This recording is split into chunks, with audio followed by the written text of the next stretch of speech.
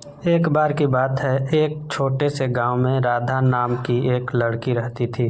गांव के लोग अंधविश्वासी थे और मानते थे कि गांव के बाहर वाले पुराने खंडहर में एक भूत रहता है।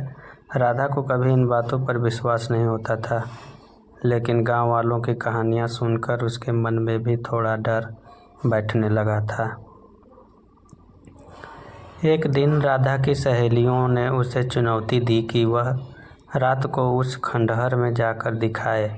राधा ने हिम्मत करके चुनौती स्वीकार कर ली और रात के समय अकेले खंडहर जाने का फैसला किया। उसका दिल जोर जोर से धड़क रहा था, लेकिन उसने खुद को मजबूत बनाए रखा। उसके पास सिर्फ एक टार्च थी, जिसकी हल्की रोशनी में वह खंडहर की ओर बढ़ने लगी। खंडहर में पहुंचते ही उसे अजीब सी ठंडक महसूस हुई। चारों ओर सन्नाटा था। हल्की हल्की हवा चल रही थी, जिससे पुराने खंडहर की खिड़कियां और दरवाजे चरमरा रहे थे। अचानक उसे ऐसा लगा जैसे किसी ने उसके कंधे पर हाथ रखा हो। राधा ने डर के मारे पीछे मुड़कर देखा, पर वहाँ कोई नहीं था। उसका दिल डर से कांप उठा, लेकिन उसने खुद को संभालते हुए सोचा कि यह सिर्फ उसका वहम है। कुछ कदम और बढ़ते ही उसे किसी के हल्के हल्के कदमों की आवाज़ सुनाई देने लगी। उसने टॉर्च घुमाकर चारों ओर देखा, लेकिन वहाँ कोई नहीं था।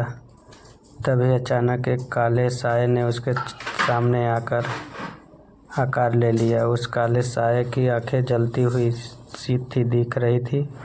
राधा का पूरा शरीर जैसे जम सा गया। वह डर के मारे चीख भी नहीं पाई। उसे लगा कि अब उसका अंत आ गया है। तभी उसके दिमाग में अपनी माँ की दी हुई एक बात याद आई कि डर से भागो नहीं, उसका सामना करो। उसने अपनी हिम्मत जुटाई और जोर से चिल्लाई, कौन हो तुम? उसी पल वह काला साया धीरे धीरे गायब हो गया। जैसे ही वह साया खत्म हुआ, खंडहर में चारों तरफ रोशनी फैल गई। राधा को महसूस हुआ कि वह डर सिर्फ उसके मन का भ्रम था।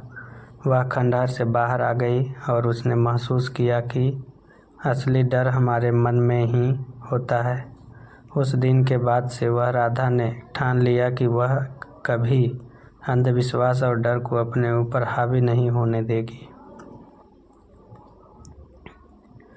इस तरह राधा ने डर का असली एहसास पाया और उससे जीत भी हासिल की। थैंक यू दोस्तों, नमस्कार। मेरे चैनल को सब्सक्राइब, लाइक, शेयर ज़रूर करें। बहुत बहुत धन्यवाद।